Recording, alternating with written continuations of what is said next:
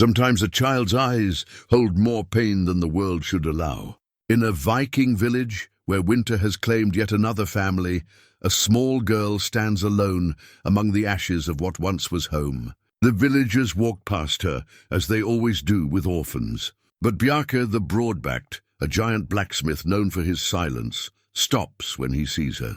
Something in her defiant gaze mirrors his own loss. Years ago, raiders took his family and left him with nothing but grief and an empty house. Now this child stands with that same hollow ache he knows so well. In front of the entire village, the massive man kneels down and speaks words that will change them both. What makes a man who has shut out the world suddenly open his heart to a stranger's child?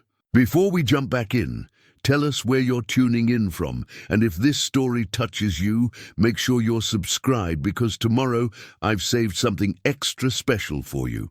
The village of Raven's Hollow clung to the fjord's edge, like a barnacle to ship timber, weathered and determined. Spring had arrived late this year, as it often did in the northern reaches of Norway, where the mountains still wore crowns of snow well into what southern folk called summer. The longhouses stood in orderly rows, their grass roofs green with new growth. Smoke rising from countless hearths where families gathered for the evening meal. But one house stood apart from the rest, larger than the others, yet somehow emptier. This was where Bjarke the Broad-Backed lived alone, and had for 3 long years. The hammer rang against the anvil with a rhythm that had become as familiar to the village as the tide's pull. Inside his forge, Bjarke shaped iron with hands that could crush a man's skull or craft jewelry delicate enough for a bride's wedding day. At 35, he stood nearly 7 feet tall, with shoulders that had earned him his name and arms thick as shipmasts. His beard, once the color of autumn wheat, now showed threads of silver that spoke of sleepless nights and heavy burdens. The forge hammer he wielded had belonged to his father, and his father's father before that. The handle, worn smooth by 3 generations of calloused hands, fit his grip like it had been carved for him alone. Each strike carried not just the force needed to shape metal, but the weight of carrying on a tradition that stretched back to when the old gods still walked among men. Another horseshoe order from Jarl Erik called Astrid the Healer as she approached the forge, her voice cutting through the rhythmic hammering. She was a woman of middle years, with graying hair braided in the old style and eyes that missed nothing. His stallion threw another shoe in yesterday's hunt. Bjarke nodded without looking up from his work. Words had never come easily to him, and in the years since his loss they had become even more scarce. Astrid understood this about him, as she understood most things about the people of Raven's Hollow. She had delivered half the babies in the village, tended their wounds, and prepared their dead for the final journey. The spring storms brought news from the southern settlements, she continued, settling herself on a log that served as a bench near the forge's entrance. Raiders struck 3 homesteads along the Iron Fjord, burned them to the ground. The hammer paused mid-strike. Bjarke's jaw tightened beneath his beard, but still he said nothing. Survivors say it was the same clan that hit us 3 years past, Astrid added quietly. The ones with the black raven banner. The hammer fell to the anvil with a clang that seemed to echo longer than it should have. Bjarke's massive hands gripped the handle until his knuckles went white. 3 years ago, those same raiders had swept down from the mountains like wolves, taking what they pleased and burning what they couldn't carry. They had taken his wife Ingrid and their infant daughter Thora, along with a dozen other souls. The memory of that night still woke him in the dark hours before dawn, drenched in sweat and reaching for weapons that lay cold beside his bed. Jarl Erik wants to discuss defenses with you, Astrid said. Your counsel carries weight with the warriors. Bjarke finally looked up, his pale blue eyes meeting hers. In them, she saw the same pain that had lived there for 3 years, carefully banked but never extinguished. I'll speak with him after the evening meal, he said, his voice like grinding millstones.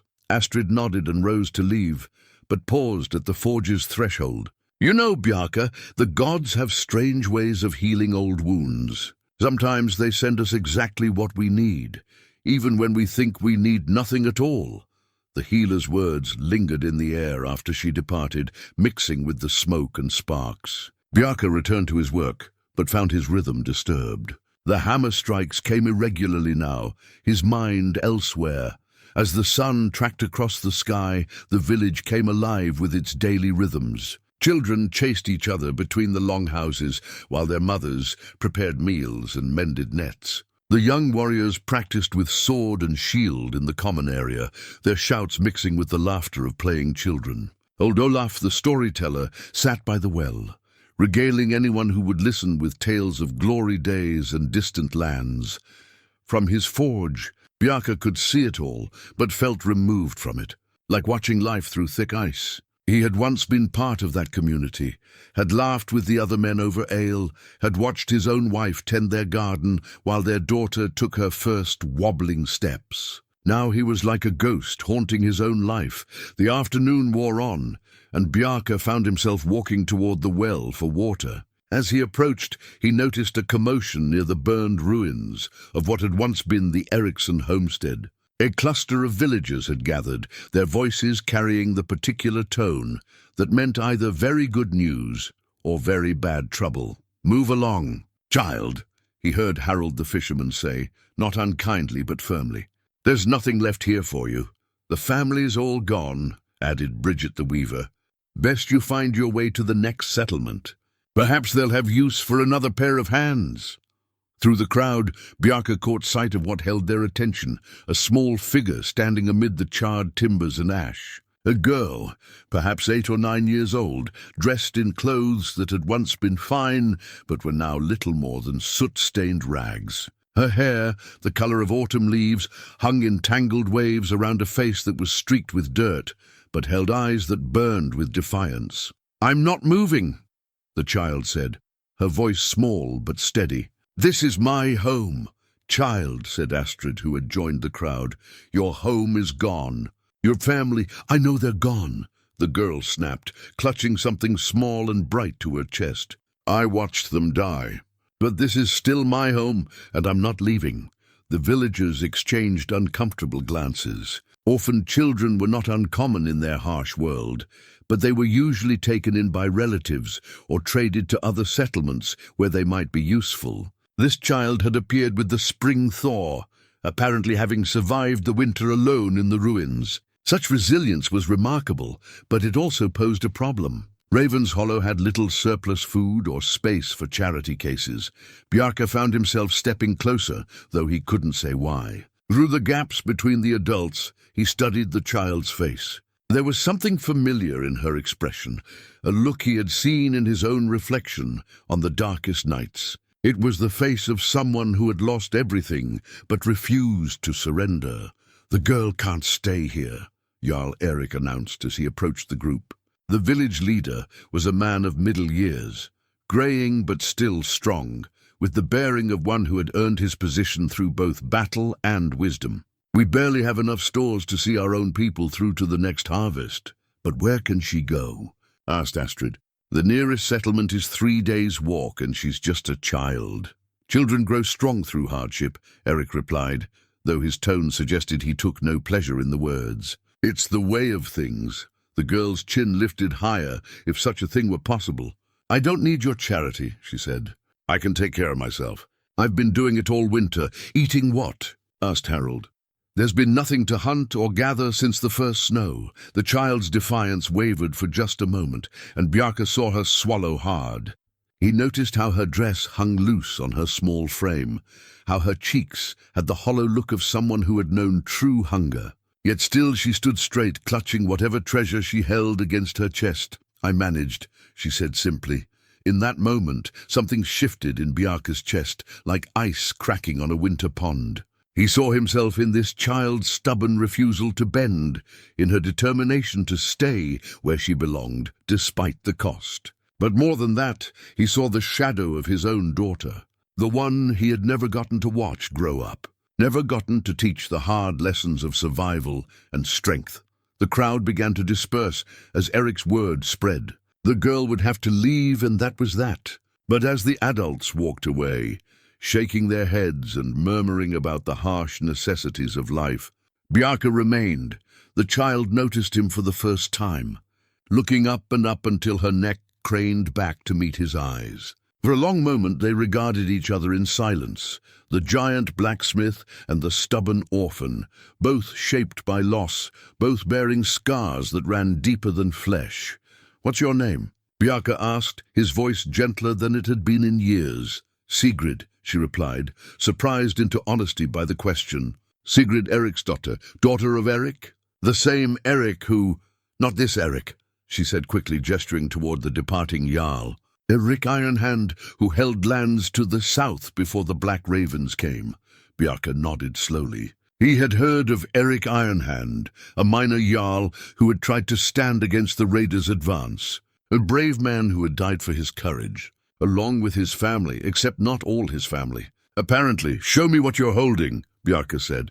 Sigrid hesitated, then slowly opened her small hands to reveal a silver pendant, tarnished but still beautiful. It bore the old protective runes, the kind mothers would place around their children's necks to ward off evil spirits and ill fortune. "It was my mother's," Sigrid said. "It's all I have left of before." Bjarke stared at the pendant, seeing in its worn surface the echo of another piece of jewelry, one that now lay buried with his wife. The sight of it stirred something in him that had been dormant for 3 long years. "I have a proposition for you, Sigrid Eriksdottir," he said, his words coming slowly, as if he were testing each one before speaking it aloud. The girl waited, her dark eyes fixed on his face. Bjarke knelt in the ash and rubble, bringing himself down to her level. Even kneeling, he was nearly as tall as she was standing. Around them, the village had grown quiet, as if the very air held its breath. "I need a daughter," he said, his voice carrying across the settlement like the ring of hammer on anvil. "And you need a home." 3 weeks had passed since Bjarke spoke those words that changed everything.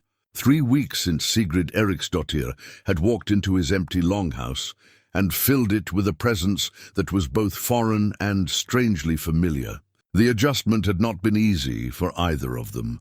The girl moved through his home like a cautious cat, touching nothing without permission, speaking only when spoken to. She ate what he put before her, with the mechanical efficiency of someone who had learned not to waste food, but she showed no joy in the meals Astrid helped him prepare. At night, she curled up on the sleeping bench he had made for her. But Bjarke often woke to the sound of her restless movements, the soft gasps that spoke of dreams no child should have.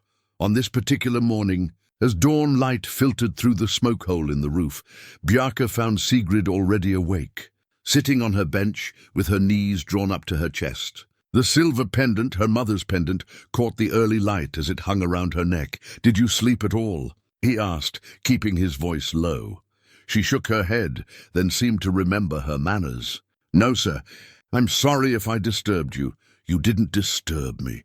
Bjarke sat on the edge of his own bed, studying her pale face. "The dreams again?" Another nod, almost imperceptible. In the 3 weeks since she had come to live with him, Sigrid had spoken little of what she had endured. He knew she had survived the winter alone in the ruins of her family's homestead, somehow finding enough shelter and food to keep herself alive. He knew she had watched her parents die, though she would not say how. Beyond that, she remained as closed as a locked chest. Would it help to talk about them? Bjarke asked, though he knew the answer. He had his own dreams, his own memories, that came creeping back in the dark hours. Talking rarely helped. "No, sir," Sigrid said, as he had expected. Then more quietly, "They're always the same. Fire and screaming and—" She stopped herself, pressing her lips together as if she could hold back the words by force. Bjarke nodded. He understood. "Get dressed," he said. "We'll go to the forge early today." Work helps with the thinking.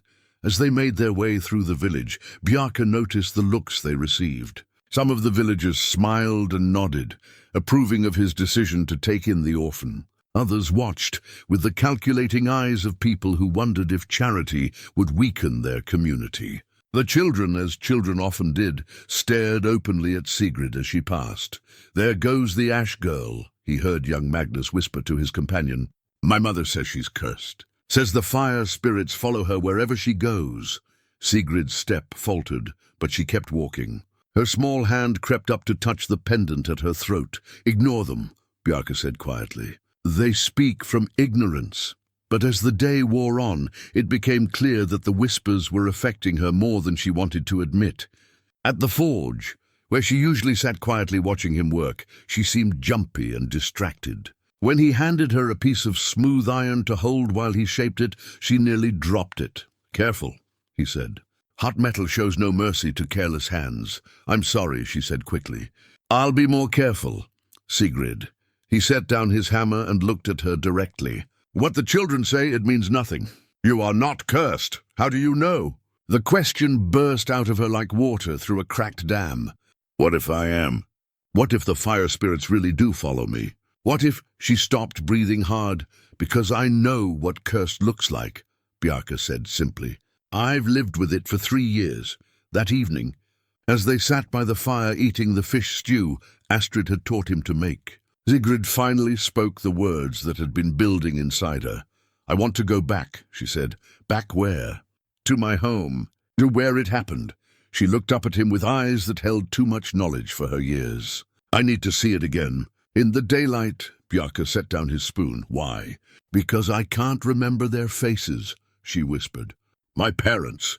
In my dreams, I see them dying, but I can't remember what they looked like when they were alive. What if I forget them completely? The pain in her voice cut through him like a blade, finding its mark. He knew that fear, had lived with it himself. Some nights he would wake and struggle to recall the exact shade of his wife's eyes, the sound of his daughter's laugh. Memory, he had learned, was both a blessing and a cruel master.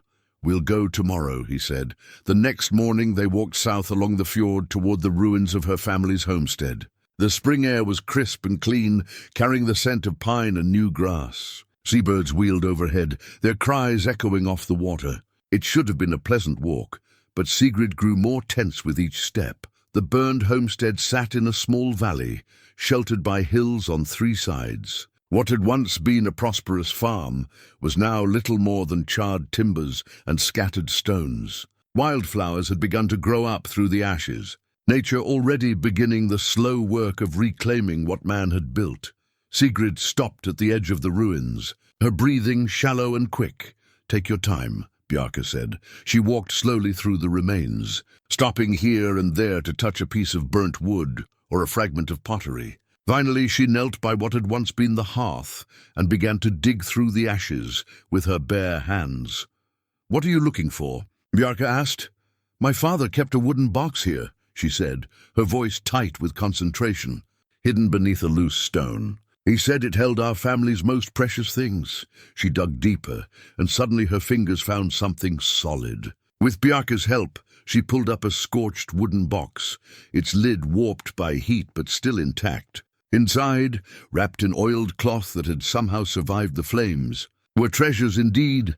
A small silver bracelet, a bone comb carved with intricate patterns, and a piece of amber with an insect trapped inside. But it was the last item that made Sigrid gasp. A small wooden doll, blackened by smoke but still recognizable. Its painted face had been worn away by a child's loving hands, and one arm was missing, but it was clearly beloved. My doll, she whispered, cradling it against her chest. I thought she was gone forever. As she held the charred toy, something seemed to break open inside her. The tears came suddenly and without warning, great heaving sobs that shook her small frame. All the grief she had held inside, all the fear and loneliness and desperate strength that had kept her alive through the winter, poured out of her at once. Bjarke knelt beside her and, after a moment's hesitation, gathered her into his arms. She felt so small against his massive frame, like a bird with a broken wing.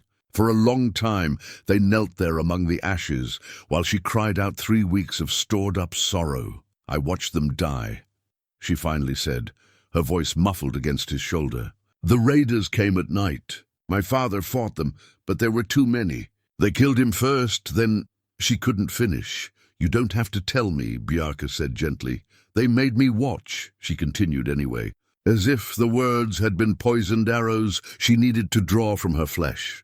They laughed while they did it. Then they set the fire and left me there. I hid under the root cellar until they were gone. Bjarke closed his eyes, feeling an old familiar rage kindle in his chest. The same rage he had carried for 3 years, the same helpless fury at a world that took innocent lives for sport. "I'm sorry," he said, and meant it. "I'm sorry you had to see that. I'm sorry you were alone. Are you going to send me away?" she asked, pulling back to look at his face. "Now that you know I'm broken?" "Broken?" Bjarke almost smiled.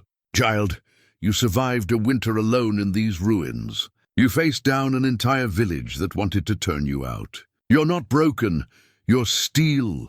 As they walked back to Raven's Hollow, Sigrid clutching her rescued doll, Bjarke felt something shift between them. The careful politeness that had marked their first 3 weeks together had given way to something deeper, more real. She had shown him her wounds, and he had not turned away. That night, as they prepared for sleep, Sigrid spoke again. "Bjarke." "Yes, thank you. For not leaving me there." "Thank you," he replied, "for letting me stay." But their peace was short-lived. The next morning brought news that would test their newfound bond in ways neither could have imagined. Olaf the storyteller arrived at the forge with word from the southern watchtowers. "Ships on the horizon," he said grimly. "Black sails with the Raven banner. They're coming back." The news of the approaching raiders spread through Raven's Hollow like wildfire. Within hours, the village transformed from a peaceful settlement into a fortress preparing for war. Men sharpened weapons that had gathered dust through the long winter, while women gathered provisions and prepared hiding places for the children and elderly. Bjarke stood in the center of it all, his forge now working overtime to repair damaged mail and strengthen sword edges. But his mind was divided between the immediate threat and the small girl, who had barely spoken since hearing Olaf's news. "The same clan that destroyed your home," he had told her gently. "But they won't take this one." Sigrid had only nodded, her face pale as winter ice. Now she sat in the corner of the forge, clutching her rescued doll and watching with wide eyes as warriors came and went with their weapons. "She can't stay here during the fighting," Astrid said quietly, approaching Bjarke as he worked on a damaged spear point. "If they break through our defenses, they won't," Bjarke interrupted, his hammer striking the red-hot metal with particular force. "And if they do?" Astrid pressed. "That child has seen enough horror for one lifetime." Bjarke paused in his work, looking over at Sigrid. The healer was right, of course. The raiders who had destroyed her family were the same ones approaching now. If they breached Raven's Hollow's defenses, they would show no mercy to anyone they found, especially not to a witness of their previous crimes. "What do you suggest?" he asked. "Send her inland with the other children. Old Gunnar has a shepherd's hut in the high meadows. She'll be safe there until this passes." Bjarke shook his head. "She won't go." "Not willingly?" "Then make her go," Astrid said firmly. "You're her guardian now. Sometimes being a parent means making choices the child won't understand." That evening, as they sat by their fire, eating a meal that neither had much appetite for, Bjarke broached the subject. "Sigrid," he began carefully, "tomorrow morning you'll be going with some of the other children to stay with Gunnar in the mountains." Her head snapped up, her eyes flashing with the same defiance he had seen that first day in the ruins. "No, it's not a request," he said, trying to keep his voice gentle but firm. "It's what's going to happen." "You can't make me go," she said, clutching her doll tighter. "I won't hide again while people die. I won't run away. This isn't running away. This is being smart. It's being a coward," she shot back, surprising him with the vehemence in her voice. "My father didn't run. He stood and fought even when he knew he would die. And where did that get him?" The words came out harsher than Bjarke intended, and he immediately regretted them when he saw Sigrid flinch as if he had struck her. "At least he died fighting for something that mattered," she whispered. Bjarke set down his bowl and moved to sit beside her on the bench. "Sigrid, listen to me. Your father was a brave man, and he died protecting what he loved. But you know what he was really protecting. He fought so that you might live, might have a chance at a future. Don't throw that gift away out of pride. But what if you die?" The question came out small and broken. Or what if I hide in the mountains and come back to find you gone? Then I'll really be alone." The fear in her voice cut straight through his heart. He had been so focused on keeping her safe from physical harm that he hadn't considered the deeper wound he might inflict by sending her away. "I'm not going to die," he said. "You don't know that." Nobody knows that. She was right, of course. In battle, even the strongest warrior could fall to a lucky blow or a dozen spears. He had no guarantee he would survive what was coming. "Then we'll make a bargain," he said slowly, an idea forming. "I'll teach you to defend yourself. Really defend yourself, not just the basics. If I don't survive, you'll have the skills to protect yourself. But in return, you promise to stay out of the fighting when it comes." Sigrid considered this, her young mind weighing the offer. "You'll really teach me? Not just how to hold a sword, but how to use it." "I'll teach you everything I can," Bjarke promised. "But first, we need to make you a proper weapon." The next morning, instead of sending Sigrid away with the other children, Bjarke led her to a pile of seasoned oak that had been waiting for the right project. While the village buzzed with preparations around them, he began to carve. The wooden practice sword took shape under his skilled hands, not a child's toy, but a real training weapon, properly weighted and balanced for her small frame. He carved the grip to fit her hands exactly, and shaped the blade to be light enough for her to wield, but substantial enough to build real strength. "This is yours," he said when it was finished, presenting it to her with the solemnity of a real weapons ceremony. "But it comes with responsibility. You must swear to me that you will use it only to protect yourself and others, never to attack first, never in anger." Sigrid took the wooden sword with both hands, testing its weight and balance. Despite its simple materials, it felt important in her grasp, significant in a way her rescued doll could not be. "I swear," she said formally. "Then let's begin." What followed were the most intensive days of training either of them had ever experienced. Bjarke had learned swordplay from his father and from years of fighting alongside other warriors. But teaching someone else, especially a child, required a different kind of skill. He started with the basics: how to stand, how to hold the weapon, how to move her feet. Sigrid proved to be a quick learner, her small size actually an advantage in some ways. She was fast and agile, able to dart in and out of reach with surprising grace. "Good," he said, as she successfully completed a complex series of parries and counterattacks. "But remember, in real combat your enemy won't move that slowly." Again, faster this time.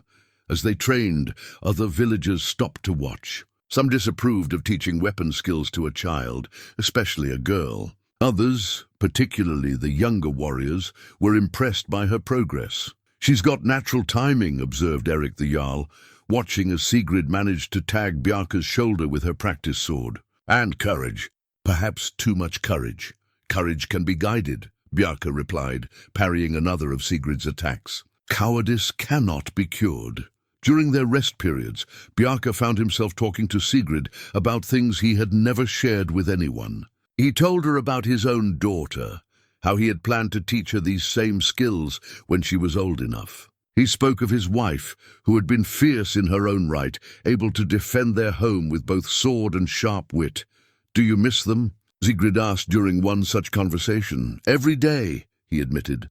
"But the missing changes. At first, it's like a fresh wound that bleeds and bleeds. Then it becomes a scar that aches when the weather changes." Now, he paused, searching for the right words. "Now it's like carrying a stone in your chest. Heavy, but familiar. Will I always carry a stone for my parents?" "Yes," he said honestly. "But you'll also carry their strength, their love, everything good they gave you. The stone doesn't get lighter, but you get stronger." As the days passed and the raiders drew closer, Bjarke saw changes in Sigrid beyond her growing skill with the wooden sword. She stood straighter, spoke with more confidence, and the haunted look in her eyes began to fade, replaced by something harder and more determined. But he also noticed something else, the way she watched him during their training sessions, as if memorizing every detail. The way she asked careful questions about where he kept his weapons, his armor, his plans for the coming battle.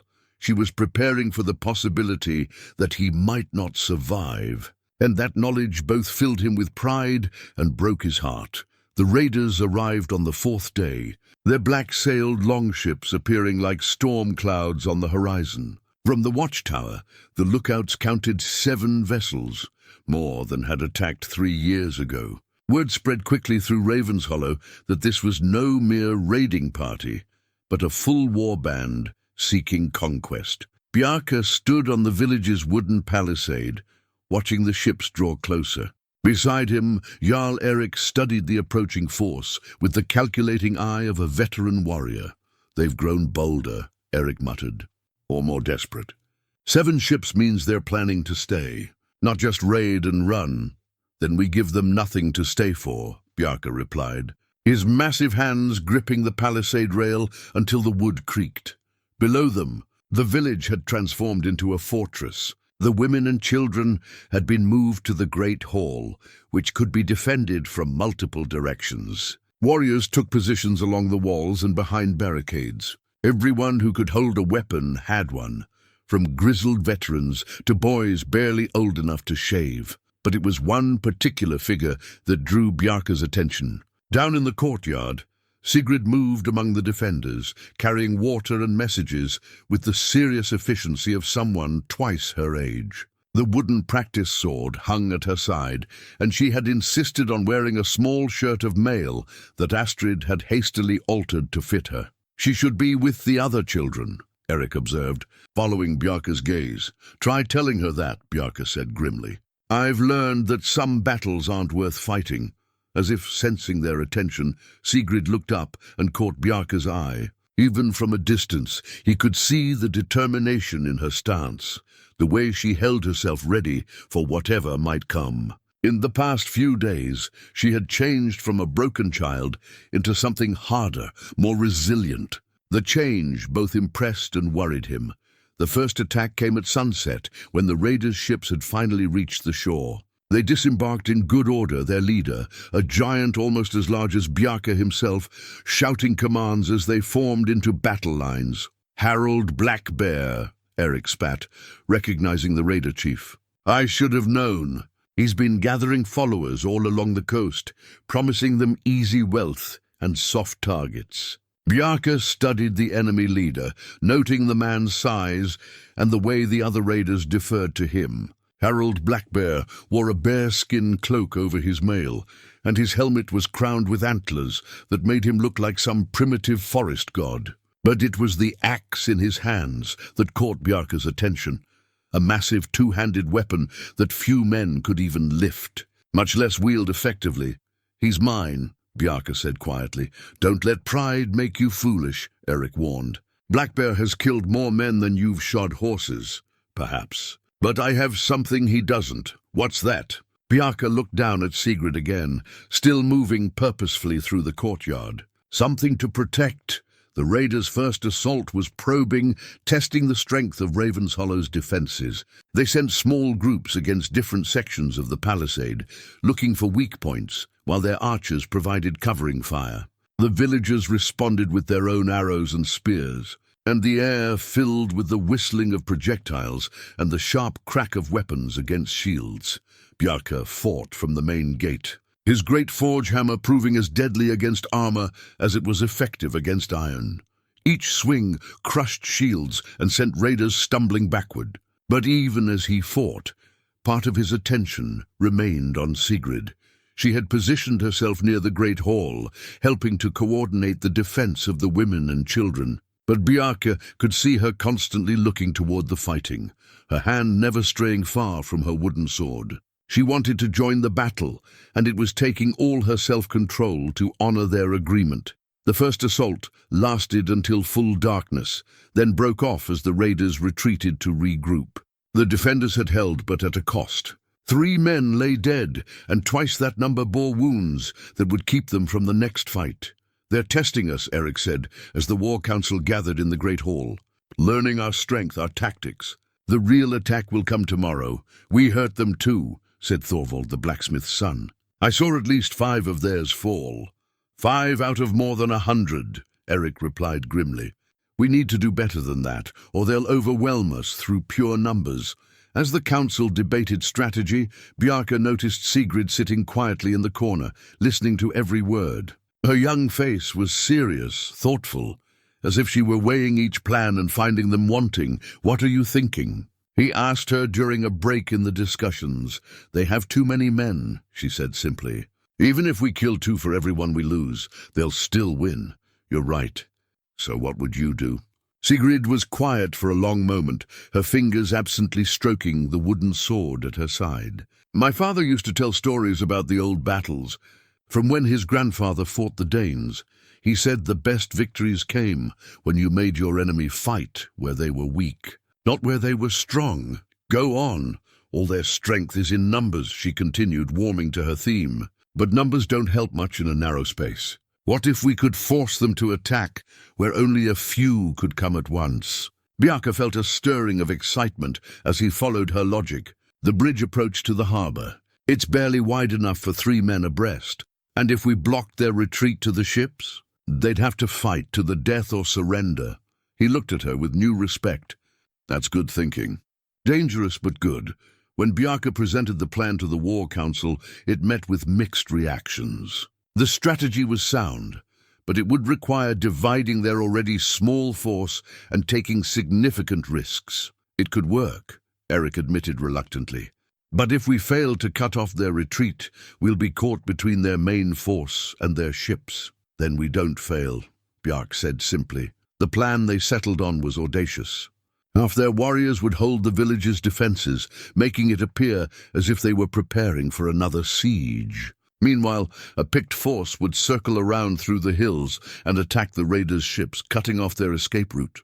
When the raiders found themselves trapped, they would have to choose between fighting desperately on unfavorable ground or attempting to break through to their vessels. "I want to go with the ship attack," Sigrid said when she learned of the plan. "Absolutely not," Bjarke replied firmly. "You promised to stay out of the fighting." "I said I'd stay out of the battle for the village." "This is different. It's more dangerous, not less." The answer is no. But even as he spoke the words, Bjarke could see the stubborn set of her jaw that he had come to know well. Sigrid might agree to stay behind, but she wouldn't mean it. And if she tried to follow them on her own, she could end up in even greater danger. "There might be another way," he said slowly, an idea forming. "But you'd have to trust me completely and do exactly what I tell you." "What kind of way?" "The kind that might save all our lives if you're brave enough to try it." The plan Bjarke proposed was audacious, beyond anything the War Council had considered. As he laid it out in the pre-dawn darkness, even Jarl Eric's weathered face showed surprise. "You want to use the child as bait?" Eric said, his voice carefully controlled. "Not bait," Bjarke corrected. "As our secret weapon. Sigrid knows these raiders better than any of us. She's seen how they think, how they operate. And there's something else. Harold Blackbear doesn't know she survived the attack on her family's homestead. To him, she's just another village child." Sigrid sat straighter as she understood what he was suggesting. "You want me to get close to their ships." "I want you to do what you do best," Bjarke said. "Survive where others can't. If you could reach their vessels before our attack begins, disable them somehow, the raiders would be truly trapped." The silence that followed was heavy with unspoken doubts. Around the council table, hardened warriors exchanged glances that spoke of their discomfort with involving a child in such a dangerous mission. "It's madness," said Thorvald. "Even if she could reach the ships undetected, what could one child do against war vessels?" "More than you might think," Sigrid said quietly. "My father taught me about ships when I was small. Every longship has a weak point, the steering oar. Cut the rawhide bindings that hold it in place, and the ship becomes useless for quick maneuvering." Astrid leaned forward, her healer's mind already seeing the dangers. "Child, even if you succeed, how would you escape? Once the raiders discover what you've done—" "I swim," Sigrid said simply. "I'm small enough to slip into the water and make it to shore before they can organize a search." Bjarke studied her face in the flickering torchlight. There was fear there. He could see it in the slight tension around her eyes, but also determination. She understood the risks and was willing to face them. "There's another consideration. he said slowly. "If you're caught, they'll know you're connected to their previous raid. Harold Blackbear doesn't strike me as the type to show mercy to witnesses." "Then I won't get caught," Sigrid replied with the confidence of youth. Eric rubbed his grizzled beard, weighing the proposal. "It could work," he admitted reluctantly. "The gods know we need every advantage we can get. But if something happens to her, something will happen to all of us if we lose this battle," Bjarke interrupted. "At least this gives us a chance." After much debate, the council agreed to the plan, though not without reservations. As the meeting broke up and the warriors dispersed to their final preparations, Astrid pulled Bjarke aside. "Are you certain about this?" she asked. "The child has already suffered more than any person should. If this goes wrong, we're all dead anyway," Bjarke said.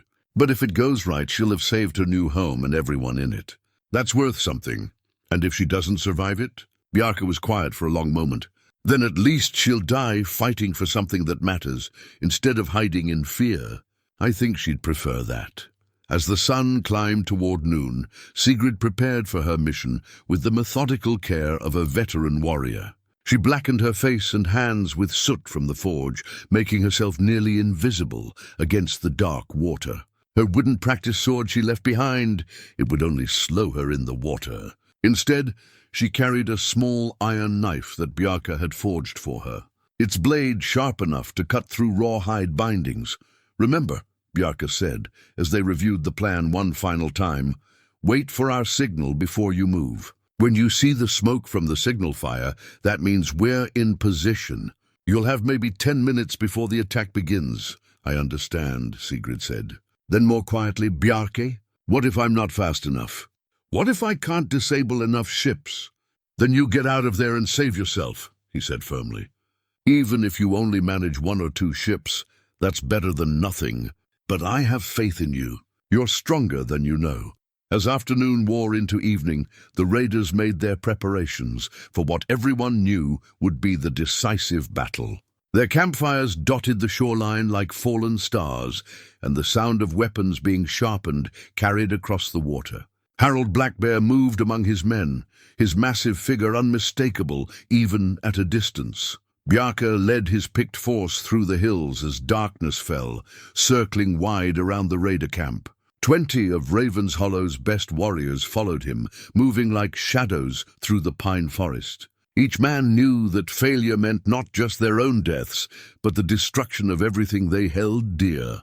Behind them, Sigrid slipped into the cold fjord water, her small form barely creating a ripple as she began the dangerous swim toward the enemy ships. The water was shockingly cold, even with the coming of spring, and she had to fight to keep her breathing steady and quiet. The long ships loomed ahead of her like sleeping dragons, their carved prowheads seeming to watch the shoreline with painted eyes. Guards walked the decks, but their attention was focused inland toward the village they planned to attack. None thought to watch the water.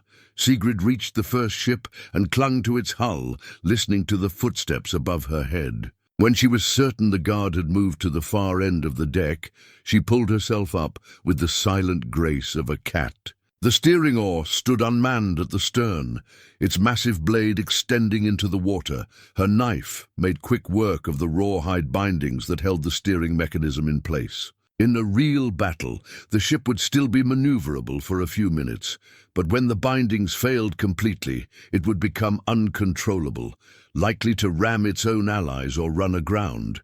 1 ship down. 6 to go. As she slipped back into the water and swam toward the second vessel, Sigrid felt a strange mix of terror and exhilaration. This was nothing like the helpless fear she had known during her family's destruction. This time she was fighting back. The second ship proved more challenging. A guard remained near the stern, leaning against the rail and staring out at the water. Sigrid treaded water 20 feet away, waiting for him to move. Minutes passed. Precious time she couldn't afford to lose. Finally, she made a decision that would have terrified her parents. Swimming closer to the ship, she grabbed a piece of floating driftwood and hurled it toward the bow. The splash drew the guard's attention, and as he moved to investigate, she climbed aboard and reached the steering oar. but as her knife cut through the first binding, she heard footsteps returning. The guard had realized the noise was nothing important and was coming back. Sigrid pressed herself against the ship's rail, trying to become one with the shadows. The guard passed within arm's reach of her hiding spot, so close she could smell the ale on his breath.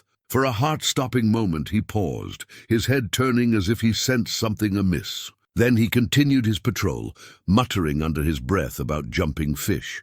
Sigrid completed her sabotage and slipped back into the water, her heart hammering against her ribs. 3 ships remained, and she could see the glow of the signal fire beginning to bloom on the hillside. Time was running short. The 3rd ship nearly proved to be Sigrid's undoing. As she approached its hull, her numbed fingers slipped on the wet wood, and she splashed more loudly than intended. Above her she heard voices, 2 guards instead of 1, talking in low tones about the coming battle. "Black Bear says we take no prisoners this time," one was saying. "Every soul in that village burns." "About time," replied the other. "I'm tired of these northern raids that yield more trouble than treasure. Better to make an example that others will remember." Sigrid pressed herself against the ship's hull, her blood turning colder than the fjord water. These men spoke of genocide with the casual tone others might use to discuss the weather. Her grip tightened on the iron knife, and for a moment she considered trying to kill them both, but reason prevailed. She was one small girl against trained warriors. Her mission was more important than revenge. The guards' conversation drifted to other topics, and eventually one moved away to check the bow. Sigrid seized her chance, pulling herself onto the deck with movements born of desperation. The steering oar loomed before her, and she attacked its bindings with savage efficiency. As she worked, memories of her parents' death flooded back. The screams, the flames, the laughter of men who found entertainment in others' agony. But this time, instead of paralyzing her with fear, the memories fed her determination. She would not let these monsters do to Ravenshollow what they had done to her family. The knife sliced through the last binding just as footsteps approached. Sigrid rolled toward the ship's rail, but this time she wasn't quite fast enough. The returning guard caught a glimpse of movement in his peripheral vision. "What?" he started to say, then shouted in alarm as he saw her dark shape against the rail. "Intruder! Someone's on the ship!" Sigrid didn't wait to see his reaction. She vaulted over the rail and hit the water with a splash that seemed to echo across the entire fjord. Behind her, the ship erupted in activity as more guards converged on the stern. "There, in the water," someone yelled. "A swimmer!" Torches appeared along the rails of all 7 ships as the raiders searched the dark water for signs of the intruder. Sigrid dove deep, her lungs burning as she tried to put distance between herself and the vessels. When she finally surfaced, gasping for air, she found herself surrounded by bobbing circles of torchlight. "Find them!" Harold Blackbear's voice boomed across the water. The raider chief had arrived on deck, his massive frame silhouetted against the flames. "Search every inch of water around the ships!" Boats began lowering from the longships, filled with armed men carrying torches and spears. Sigrid realized with growing panic that she was trapped too far from shore to reach safety before they found her, but unable to hide among the ships any longer. That's when she noticed something that made her heart leap with desperate hope. The signal fire was blazing on the hillside, bright as a falling star. Bjarke and his men were in position. The attack would begin at any moment. She took a deep breath and dove again, swimming underwater toward the 4th ship. If she was going to die, she would complete her mission first.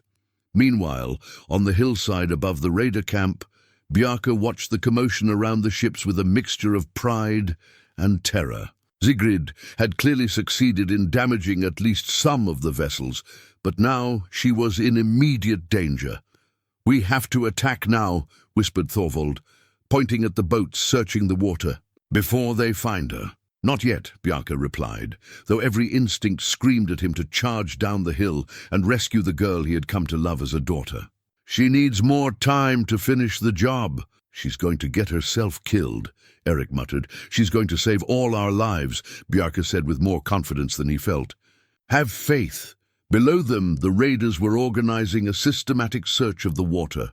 Torches moved in coordinated patterns, while spearmen stood ready to strike at anything that moved. It was only a matter of time before they spotted Sigrid, but the girl had not survived a winter alone by giving up easily. She reached the fourth ship and hauled herself aboard, while the crew's attention was focused on the search. Her movements were swift and sure now, born of practice and desperation. The steering oar's bindings parted under her blade like they were made of spider silk.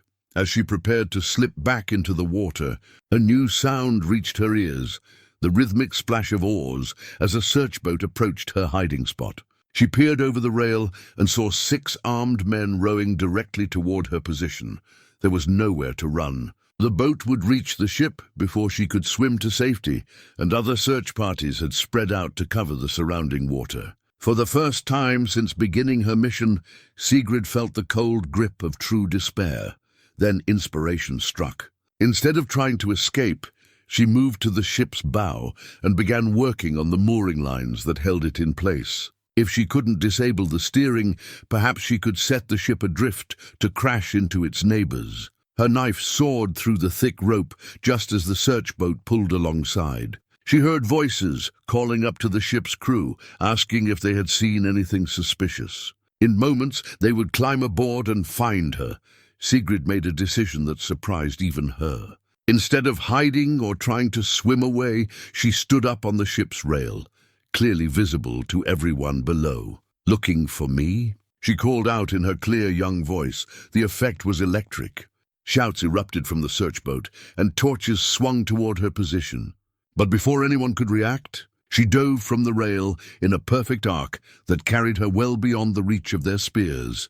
The water closed over her head just as the first spear splashed into the fjord where she had been. She swam underwater until her lungs felt ready to burst, then surfaced far from the ships, closer to shore than anyone expected. "There!" voices shouted. "By the rocks!"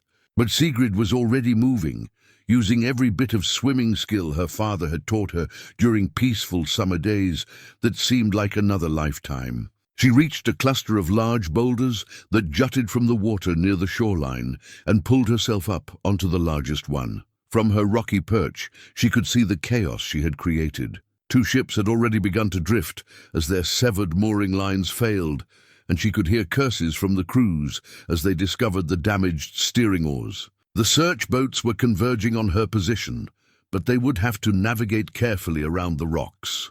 More importantly, she could see Bjarke and his warriors beginning their descent from the hills. The signal fire still blazed, and now answering flames began to appear as the village's defenders lit their own signals. The battle was about to begin. Sigrid gripped her iron knife and prepared for what might be her final fight. She had accomplished more than anyone had dared hope, but her escape was far from certain. The raiders would show no mercy to the one who had sabotaged their fleet. But as the first search boat approached her rocky refuge, Sigrid felt no fear, only a fierce satisfaction. Whatever happened next, she had struck a blow for her murdered parents and her new family. She had chosen to fight rather than hide, and that choice had made all the difference. The first search boat reached Sigrid's rocky refuge just as the war horns of Raven's Hollow echoed across the fjord. The sound, deep, mournful, and filled with ancient power, seemed to freeze everyone for a heartbeat. Then chaos erupted as Bjarke's warriors crashed into the raider camp like an avalanche. Sigrid watched from her precarious perch as the carefully planned battle unfolded. The raiders, caught between the attacking force from the hills and their own damaged ships, found themselves fighting on 2 fronts. Several vessels had already begun drifting into each other as their severed moorings failed, creating exactly the kind of confusion the defenders needed. But as the first raider climbed onto her boulder, Sigrid realized her own fight was just beginning. The man was huge, his scarred face twisted with rage at finding the saboteur who had crippled their fleet. "So you're the little fish who's been causing all this trouble," he growled, raising a curved sword that gleamed in the torchlight. "Blackbear will want to speak with you before you die." "Tell Blackbear that Sigrid Eriksdottir sends her regards," she replied. surprising herself with the steadiness of her voice.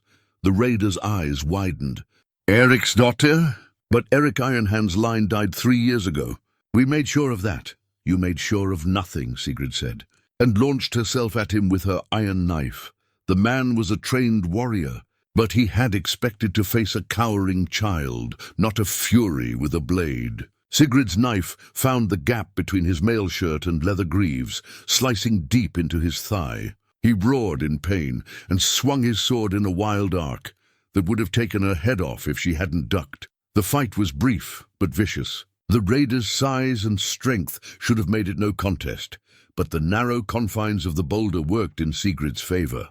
Every time he tried to bring his sword to bear, she was inside his reach, her knife darting like a striking snake. When he finally fell, clutching a mortal wound in his neck, more raiders were already climbing up from other boats. But help was coming. Through the smoke and flame of the burning camp, Sigrid could see a familiar, massive figure cutting through the enemy ranks like a scythe through wheat. Bjarke had seen her predicament and was fighting his way toward the shoreline, his great forge hammer crushing everything in its path. "The child dies now." Harald Blackbear's voice boomed across the water. The raider chief had appeared on the deck of his flagship, his antlered helmet making him look like some primordial war god. "Bring me her head!" 3 more boats converged on Sigrid's position, filled with warriors who saw her death as a chance to win their leader's favor. But as they approached, something unexpected happened. The damaged ships began to move in earnest. Sigrid's sabotage had been even more effective than planned. As the tide changed and the wind picked up, the vessels with severed moorings and disabled steering began to drift unpredictably. 2 collided with a grinding crash that sent warriors tumbling into the water. A third ran aground on the rocky shore, its crews scrambling to avoid being crushed as the hull split open. "The ships!" someone screamed. "Save the ships!" Suddenly the raiders' priorities shifted. Capturing one troublesome child seemed less important than preventing their entire fleet from being destroyed. Some of the search boats turned back toward the drifting vessels, their crews frantically trying to restore order. But Harald Blackbear was not so easily distracted. He dove from his flagship and began swimming toward Sigrid's boulder with powerful strokes, his massive frame cutting through the water like a seal. Even without his weapons and armor, he was terrifying. 7 feet of muscle and scars, with eyes that burned with the fury of a berserker. Sigrid gripped her knife and prepared for a fight she knew she couldn't win. But as Blackbear reached the rocks and began to climb, another voice cut through the night. "Harold!" Bjarke's bellow could be heard even over the sounds of battle. "Your fight is with me!" The giant blacksmith had reached the shoreline and stood waist-deep in the fjord, his forge hammer held high. Even in the flickering light of burning ships, his presence was unmistakable, a force of nature given human form. "Bjarke the Broad-Backed," Blackbear said, pausing in his climb. "I wondered if you'd finally found the courage to face me." "I found something better than courage," Bjarke replied. "I found something worth protecting." The 2 giants faced each other across the dark water, and Sigrid suddenly understood that this confrontation had been inevitable from the moment her family died. These were the 2 forces that had shaped her new life, the destroyer and the protector, locked in a conflict that went deeper than simple warfare. But then something happened that no one expected. From the burning raider camp came a new sound. Not the clash of weapons or the screams of the wounded, but the thundering of hooves. Horses, dozens of them, charging down from the hills with armed riders on their backs. Reinforcements. Someone yelled, but it wasn't clear for which side. As the riders drew closer, Sigrid could see their banners in the firelight. Her heart nearly stopped. The lead banner bore the symbol of a silver wolf on a blue field, the arms of Jarl Magnus the Wolf Speaker. Her father's overlord and ally, Uncle Magnus, she whispered. Tears suddenly streaming down her face. Harald Blackbear saw the approaching cavalry, and his face twisted with rage. Treachery! How did they know we were here? But Bjarke was smiling grimly. Because someone sent word 3 days ago. someone who knew these waters and could guide a war band through the mountain passes. Sigrid's mind reeled as she understood. The rescue had been planned all along, but not by the people of Ravenshollow. Someone had recognized her, had sent word to Magnus that Eric Ironhand's daughter still lived. Astrid, she breathed, remembering the healer's careful questions about her family, her past, her father's alliances. The battle's tide turned in moments. Magnus's cavalry smashed into the raider camp from an unexpected direction, while Ravenshollow's defenders pressed their attack from the other side. Caught between hammer and anvil, the raiders began to break, but Harold Blackbear was not finished. With a roar of fury, he completed his climb onto Sigrid's boulder, his massive hands reaching for her throat. "If I'm to die tonight, you'll die with me, little wolf cub." Sigrid tried to dodge, but there was nowhere to go. The raider chief's fingers closed around her neck, lifting her from the rock like she weighed nothing. Her knife cut desperately at his wrists, but his grip only tightened. Then Bjarke was there, having covered the distance to the rocks in a few powerful strokes. His forge hammer swept up in an arc that caught Blackbear in the ribs, with a sound like breaking timber. The raider chief released Sigrid and staggered backward, blood frothing from his lips. "You should have stayed dead 3 years ago," Blackbear gasped, raising his fists for a final battle. "I was dead," Bjarke replied, pulling Sigrid behind him protectively. "She brought me back to life." The fight that followed was brief but definitive. Harold Blackbear was a fearsome warrior, but he was also wounded and outnumbered. When Bjarke's hammer finally connected with his skull, the sound echoed across the water like the closing of a great door. As the raider chief's body sank beneath the dark waters, the last organized resistance collapsed. Those raiders who could still fight surrendered or fled into the night. The ships that Sigrid hadn't damaged were captured intact, along with their crews, but the greatest revelation was yet to come. As Jarl Magnus rode down to the shoreline, his weathered face broke into a smile that Sigrid remembered from her childhood. "My brother's daughter," he said, dismounting and opening his arms. "I thought I'd lost you forever." Sigrid looked from Magnus to Bjarke, suddenly understanding the full scope of what had happened. This hadn't been just a desperate battle for survival. It had been a carefully orchestrated trap, with her as both bait and salvation. "How long have you known?" she asked Bjarke. "Astrid suspected from the beginning," he admitted. "Your pendant, your manner of speech, the way you carried yourself, it all pointed to noble birth. She sent word to Magnus the day after you told us your father's name. Then why didn't you tell me?" Bjarke's weathered face softened. "Because you needed to be strong first. You needed to know you could survive on your own, fight your own battles. Magnus can give you back your birthright, but only you could give yourself back your courage." As the sun rose over the fjord, painting the water gold and red, Sigrid found herself standing between two worlds, the life of privilege and power that Magnus offered, and the simple but profound bond she had forged with the giant blacksmith who had saved her. The choice before her would define not just her future, but the person she had become through fire and loss and love. The celebration in Ravenshollow lasted 3 days, but for Sigrid the victory felt bittersweet. She stood at the window of Jarl Magnus's temporary quarters in the great hall, watching the villagers tend to their wounded and repair the damage from the battle. Everything had changed, yet somehow nothing felt settled. "You're troubled, little wolf," Magnus said, approaching from behind. Her uncle moved with the careful grace of a man who had spent 40 years surviving in a world where a moment's inattention could mean death. "This should be a time of joy. Your enemies are defeated, your family's honor restored. Is it restored?" Sigrid asked without turning around. "My parents are still dead. My home is still ashes. What changes when you put a silver torque around my neck and call me lady?" Magnus was quiet for a long moment. When he spoke again, his voice carried the weight of hard-earned wisdom. "Nothing changes the past, child. But everything changes what we do with the future." Over the past 3 days, Magnus had painted a compelling picture of what that future could hold. As Eric Ironhand's heir, Sigrid would inherit substantial lands and wealth that had been held in trust since her parents' death. Magnus had spent years assuming the responsibility, waiting for word of surviving family members. Now he could restore to her what was rightfully hers. You could rebuild your father's hall, he had told her the first day. Gather loyal warriors, rule with wisdom and strength. Your bloodline goes back 7 generations to the Sea Kings. It's a legacy worth preserving.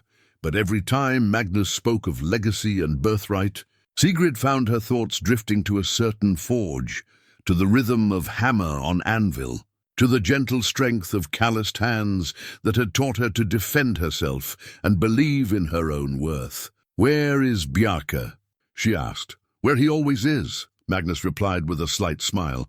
"Working. The man seems to think the world will end if he stops hammering iron for more than a few hours." Sigrid nodded and turned from the window. "I need to speak with him." "Before you do," Magnus said, "there's something you should know. I've offered to take him into my service. A smith of his skill would be welcome in any lord's household, and his actions during the battle prove his courage beyond doubt." "What did he say?" "What do you think he said?" "The man has roots here deeper than the mountains. But the offer stands, for both of you." Sigrid found Bjarke at his forge, as Magnus had predicted. But instead of working, he sat on the wooden bench outside, staring at the cooling coals. His great hammer lay across his knees, and his weathered face wore an expression she had rarely seen: uncertainty. "You're not working," she observed, settling beside him. "Hard to concentrate," he admitted. "Too many thoughts crowding my head." They sat in comfortable silence for a while, watching smoke rise from the dying fire. Finally, Sigrid spoke the words that had been weighing on her heart. "Magnus wants me to come with him, to claim my inheritance." "I know," Bjarke said simply. "He's offered you a place too. As his master smith, I know that as well. What do you think I should do?" Bjarke was quiet for so long that Sigrid began to wonder if he had heard the question. When he finally spoke, his voice was careful and measured. "I think you should do what will make you happiest in 10 years' time, not 10 days' time. That's not an answer.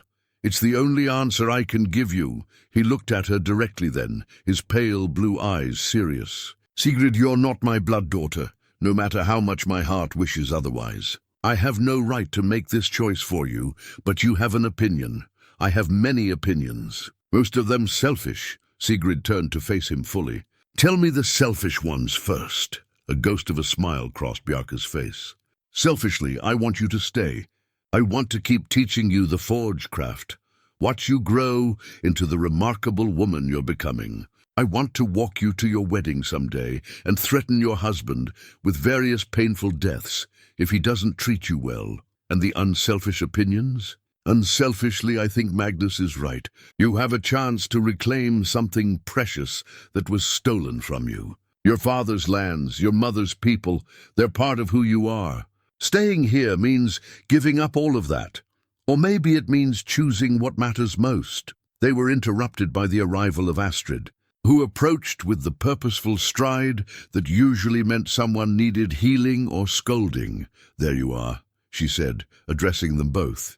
"The whole village is buzzing with rumors about departures and decisions. I thought it was time someone spoke plainly about what's actually happening." "Astrid," Bjarke began, but the healer cut him off with a gesture. "Hush, you great ox. I've been managing the affairs of this village since before you were born, and I've learned a thing or two about difficult choices." She turned to Sigrid. "Child, your uncle is a good man, but he sees only one path forward. Let me show you another." From her pouch, Astrid withdrew a small object wrapped in soft leather. When she unwrapped it, Sigrid gasped. It was a piece of jewelry, a silver arm ring worked with intricate knotwork patterns. "This belonged to your mother," Astrid said. "She gave it to me for safekeeping the last time she visited Raven's Hollow, 2 years before she died." She was already worried about the raiders, already making plans for what might happen to you if the worst occurred. Sigrid took the arm ring with trembling fingers. The silver was warm from Astrid's touch, and the craftsmanship was exquisite. But more than its beauty, she could feel the love that had been woven into every twist of the metal. "She asked me to give this to you when you came of age," Astrid continued. "But she also asked me to tell you something else. She said that blood makes you family, but choice makes you who you are. I don't understand. Your mother knew that being noble-born was both a gift and a burden. She wanted you to understand that your worth doesn't come from your bloodline or your inheritance. It comes from your choices, who you choose to love, who you choose to protect, what you choose to stand for. Bjarke stared at the arm ring, something shifting in his expression. She planned this, he said slowly. Your mother. She knew Astrid would guide you here if something happened. Women often plan further ahead than men realize, Astrid said with a slight smile. Your mother wanted you to have options, child. Magnus can give you back your birthright, but Bjarke has given you something equally valuable, the knowledge that you can make your own way in the world. So what am I supposed to choose? Sigrid asked, frustrated by the weight of decision. Maybe, Astrid said gently, you don't have to choose. Maybe there's a third path no one has considered. That evening, as the victory feast continued in the great hall, Sigrid made her decision. She stood before the assembled crowd, villagers and visiting warriors, alike, with the silver arm ring gleaming on her wrist and her wooden practice sword at her side. I am Sigrid Eriksdottir, she announced, her young voice carrying clearly through the hall. Daughter of Eric Ironhand and Lady Ingvild the Wise, by right of blood, I claim my father's lands and my place among the jarls of this realm. Magnus smiled and stepped forward, ready to perform the formal recognition ceremony. But Sigrid raised her hand, stopping him. But I also claim something else, she continued. I claim the right to choose my own path as my mother wished. Uncle, I will take my inheritance, but I will not abandon the family I've found here. She turned to face Bjarke, who was watching with an expression of amazement and growing hope. I propose to split my time between two homes, she said. Half the year I'll spend learning to rule my father's lands, fulfilling my duties as his heir. The other half I'll spend here in Raven's Hollow, learning the forgecraft and helping to defend our new family. That's... Magnus started to object, then stopped. The smile that spread across his weathered face was full of recognition. That's exactly what your mother would have done. She never could choose just one path when she could find a way to walk them all. Bjarke said nothing, but Sigrid could see the emotion in his eyes. When she approached him, he knelt so they were at eye level, as he had that first day in the ruins. Are you certain? He asked quietly. It won't be easy dividing your life that way. You'll always be torn between two worlds. Maybe, Sigrid said, placing her small hands on his massive shoulders. But I'd rather be torn between two families than have to choose to lose one of them. As the feast continued around them, Sigrid felt a sense of peace settle over her for the first time since her parents' death. She had found a way to honor both her past and her present, to be both the daughter of jarls and the daughter of a blacksmith. But even as she celebrated her decision, she could sense that greater challenges lay ahead. Ruling was more than ceremonies and declarations. It required wisdom, strength, and the ability to make hard choices. The path she had chosen would test all of these qualities and more. The real work of becoming who she was meant to be was just beginning the journey to Eric Ironhands. Former lands took 3 days of hard riding through mountain passes still treacherous with spring snowmelt. Sigrid rode beside Magnus at the head of their column, her new status as acknowledged heir marked by the silver torque around her neck and the fine sword at her side, a gift from her uncle's armory. But it was the wooden practice sword, carefully wrapped and carried with her other belongings, that gave her the most comfort. Bjarke had insisted on coming, despite Magnus's gentle suggestions that a blacksmith might not be necessary for a ceremonial land claiming. His massive frame looked almost comical on the sturdy pony that was the only mount capable of bearing his weight, but his presence gave Sigrid strength for what lay ahead. Tell me about the people we'll meet, she asked Magnus, as they crested a ridge that offered their first view of the valley below. Your father's retainers were scattered when the raiders came, Magnus explained. Some fled to my lands, others found service elsewhere. But many stayed, tending the farms and hoping for the family's return. They've been waiting 3 years for this day. The valley spread before them like a green jewel, set in a crown of snow-capped peaks. Sigrid could see where her father's hall had once stood, now marked only by foundation stones and the stubborn growth of new timber. But the farms scattered across the valley floor showed signs of careful tending, and smoke rose from several homesteads. They stayed, she whispered, wonder coloring her voice. Even without a lord to protect them, they stayed. Loyalty runs deep in these mountains, Magnus said. Your father earned it honestly, and his people have long memories. As their column descended into the valley, figures began emerging from the farms and woodlands. Men, women, and children gathered along the rough road, their faces showing a mixture of curiosity and hope. Many bore the weathered look of those who had endured hard times without losing their dignity. An old man stepped forward as they reached the center of the valley. His hair was white as fresh snow, but his back was straight, and his eyes were clear. He wore simple farmer's garb, but something in his bearing spoke of higher birth. Gunnar Olafsson, Magnus murmured to Sigrid. Your father's marshal. He was away gathering supplies when the raiders struck. It saved his life. The old marshal studied Sigrid for a long moment, his gaze taking in her bearing, her resemblance to her parents, the way she held herself in the saddle. Finally he knelt in the muddy road. Lady Sigrid Eriksdottir, he said formally, by the grace of the gods and the strength of your bloodline, you have returned to claim what was stolen. We who served your father swear our loyalty to his daughter. One by one, the assembled farmers and crafters knelt as well, their voices joining in the ancient oath of allegiance. Sigrid felt the weight of responsibility settle on her shoulders like a heavy cloak. These people had suffered for their loyalty to her family. Some bore scars from raider attacks, others showed the lean look of those who had known hunger. Now they looked to her for leadership and protection. Rise, Gunnar Olafsson, she said, her voice carrying clearly across the gathered crowd. Rise, all of you. I am Eric Ironhand's daughter, but I am also something new. I have learned strength from loss, wisdom from suffering, and the value of chosen family alongside blood ties. She gestured toward Bjarke, who had dismounted and stood slightly apart from Magnus's warriors.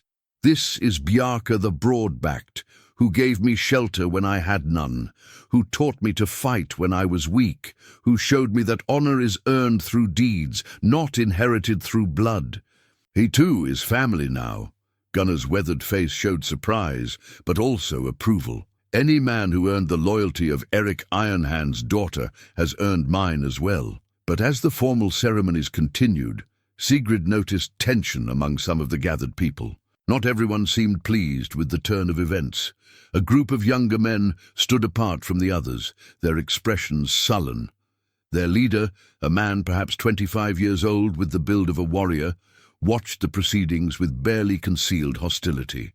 Who is that? Sigrid asked Gunnar quietly during a break in the formalities. Thorkel Grimson, the old marshal replied, his voice carefully neutral. He's been acting as war leader for the valley's defense these past 3 years. A capable fighter, but ambitious. He's been hoping Magnus would grant him lordship over these lands. Sigrid studied the young warrior, noting the way others deferred to him, the expensive weapons he carried despite the valley's obvious poverty. Here was her first real challenge as a leader, a rival with his own claim to authority. Has he served well? She asked.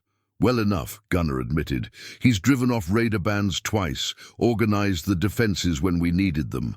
But he rules through fear more than love, and his men take what they need from the farmers without always asking permission. As if sensing their scrutiny, Thorkel approached the group around Sigrid.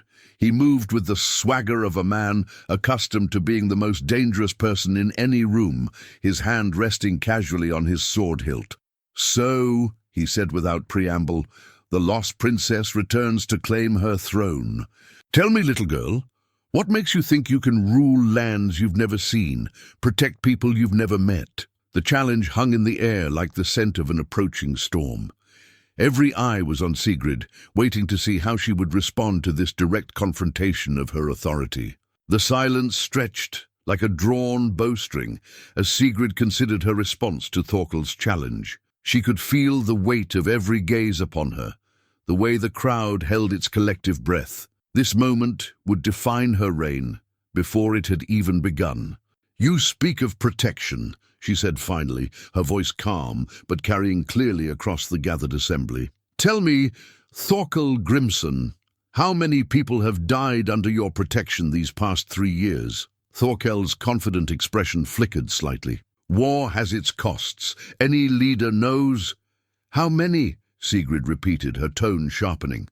Gunnar stepped forward, his weathered face grim. 14, he said quietly. 14 souls lost to raiders who came seeking easy plunder because they knew we had no true lord to call for aid. And how many granaries were raided to feed your warriors?" Sigrid continued, her eyes never leaving Thorkel's face. "How many farmers went hungry so your men could eat their fill?" This time it was one of the farmers who answered, an older woman with calloused hands and fire in her eyes. "My husband's grain, taken 3 times. My neighbor's cattle, claimed for the common defense. We've served 2 masters these 3 years, the raiders who took by force and the defenders who took by right." Thorkel's face reddened. "Without my men, you'd all be dead or enslaved. I've bled for this valley, and been paid for it," Sigrid interrupted. "But a true lord serves his people, not the other way around." She dismounted from her horse, standing now at ground level with the farmers and crafters who had gathered to welcome her. "I have learned something you clearly have not, that strength without wisdom is just another form of tyranny." "Pretty words from someone who's never faced steel in anger," Thorkel sneered. "What do you know of leadership? Of making the hard choices that keep people alive?" Bjarke started forward at the insult, his massive frame radiating menace, but Sigrid raised a hand to stop him. This was her test to face alone. "I know what it's like to watch my family burn," she said, her voice carrying the weight of lived experience.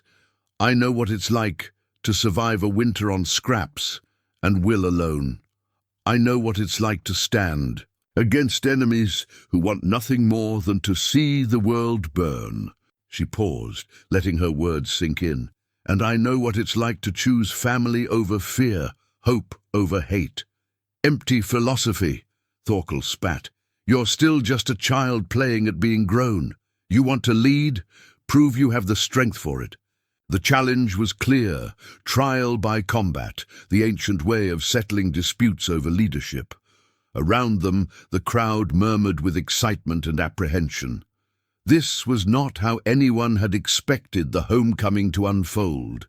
Magnus started to object, but Sigrid spoke first. "I accept your challenge, Thorkel Grimson, but not on your terms." Thorkel frowned, clearly expecting her to back down or demand a champion to fight in her place. "What terms?" "You claim strength makes a leader," Sigrid said. "I say wisdom does. We'll have 3 contests, one of your choosing, one of mine, and one chosen by the people we both claim to serve.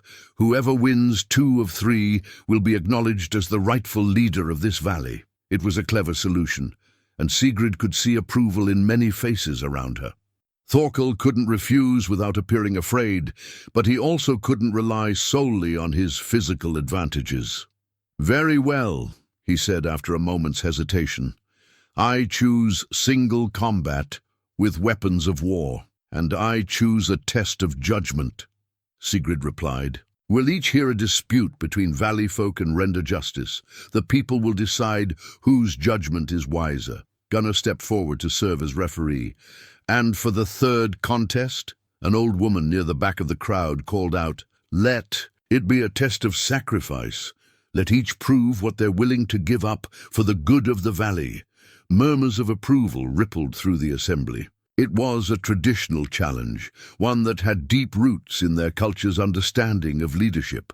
The single combat came first, fought with real weapons on the flat ground where Eric Ironhand's hall had once stood.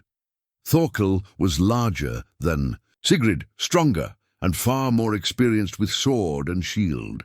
But he had never faced an opponent trained by Bjarke the Broad-Backed.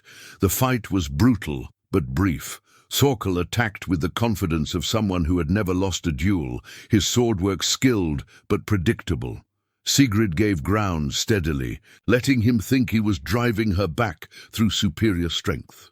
Then, when he overextended in a particularly aggressive thrust, she did exactly what Bjarke had taught her, used his momentum against him.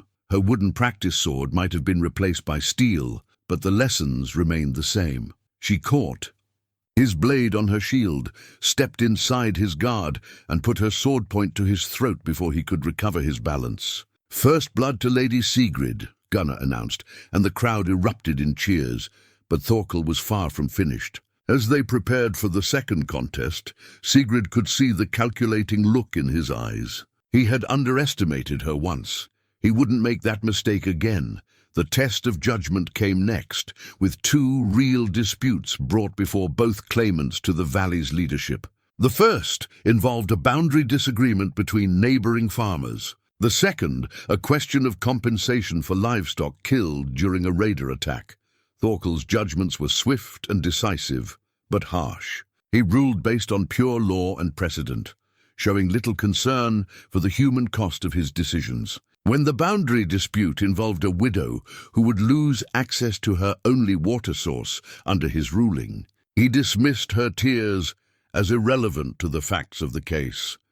Sigrid took longer with each decision, asking questions that seemed to have little bearing on the legal issues at hand. She wanted to know about the widow's children, about the seasons when water was scarce, about the history between the two families. When she finally rendered judgment, it was a solution that gave both parties something they needed, while requiring both to make small sacrifices for the common good. "The law exists to serve the people," she explained to the gathered crowd. "Not the other way around. Justice without mercy is just another form of cruelty." The crowd's reaction made it clear who had won the second contest. Even some of Thorkel's own supporters nodded approvingly at Sigrid's wisdom. But it was the final test, the test of sacrifice, that proved most revealing. Each claimant was asked to declare what they would give up for the good of the valley. Thorkel went first, and his answer was everything the crowd expected from a traditional war leader. "I offer my sword arm, my life if necessary, to defend this valley from all enemies. I will shed my blood gladly to keep you safe." It was a stirring declaration, and many of the younger men cheered. But Sigrid had learned something during her time with Bjarke, that the greatest sacrifices were often the quietest ones. "I offer something different," she said when her turn came. "I offer to give up the easy path. I could rule from Magnus's hall, visiting these lands when convenient, letting others handle the daily struggles of leadership.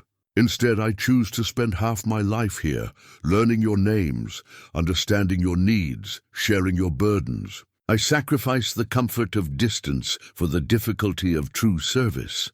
The crowd was quiet for a long moment, absorbing the implications of her words. Then the old woman who had suggested the contest spoke up.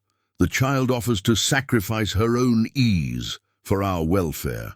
That is the mark of a true leader."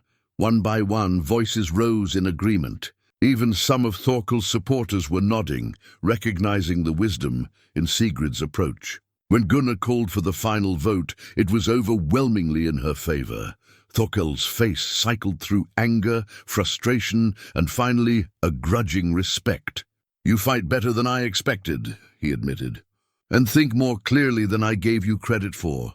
"Then serve me as you served before," Sigrid replied. "The valley needs strong defenders, and I need warriors who understand these lands. Your experience is valuable. I won't waste it on pride." It was the right thing to say, and Thorkel's tension eased slightly. He knelt formally, offering his sword hilt first. "I pledge my service to Lady Sigrid Eriksdottir, true heir of this valley." As the formal ceremonies concluded and the crowd began to disperse, Bjarke approached Sigrid with something like wonder in his eyes. "You did that well," he said simply. "Better than well. Your parents would be proud." "I had good teachers," she replied, looking up at the giant blacksmith who had become so much more than a guardian. "Both the ones who gave me life and the ones who taught me how to live it." The next few days passed in a blur of activity, as Sigrid began the work of truly leading her father's people. There were supplies to organize, defenses to strengthen, and countless small decisions that would shape the valley's future. Through it all, Bjarke worked quietly at her side, his practical wisdom balancing her youthful enthusiasm. On their last evening in the valley, before returning to Raven's Hollow for the winter months, Sigrid and Bjarke climbed to the site where her parents' hall had once stood.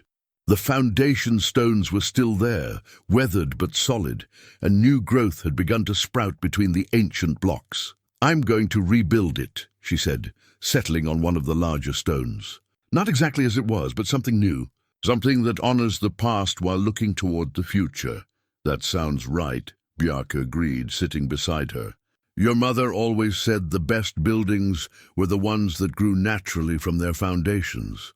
They sat in comfortable silence as the sun set behind the mountains, painting the valley in shades of gold and crimson. Finally, Sigrid spoke the words that had been in her heart since the moment she first saw this place. "Thank you," she said, "for everything, for taking me in when I had nothing, for teaching me to be strong, for showing me that family is something you build, not just something you're born into." "Thank you," Bjarke replied, "for saving an old man from forgetting how to live." As stars began to appear in the darkening sky, Sigrid felt a peace she hadn't known since before the night her world burned. She had reclaimed her birthright, but more importantly, she had learned who she wanted to be. She was Eric Ironhand's daughter and Bjarke the Broad-Backed's daughter both, shaped by loss but not defined by it, strengthened by love rather than hardened by hate. The future stretched before her like an uncharted sea, full of challenges and possibilities. But she would meet it with wisdom earned through suffering, courage forged in fire, and the unshakable knowledge that she was exactly where she belonged. In the valley below, lights began to appear in the farmstead windows, her people, preparing for another night under the protection of their rightful lady. And in Raven's Hollow, she knew, another family waited for her return. Another forge stood ready to ring with the sound of hammer on anvil. She had found her way home at last, not to a place, but to the knowledge of who she truly was.